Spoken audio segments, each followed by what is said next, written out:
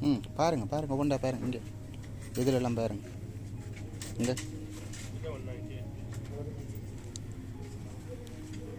பாருங்கள் பாருங்கள் கூட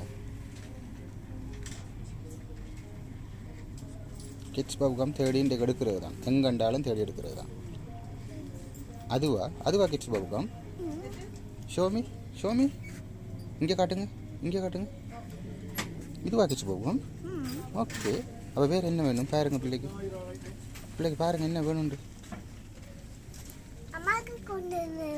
சரி நீங்கள் பார்த்து எடுங்க உங்களுக்கு தேவையானதை பார்த்து எடுங்க இங்கே வாங்க இதில் வந்து பார்த்துடுங்க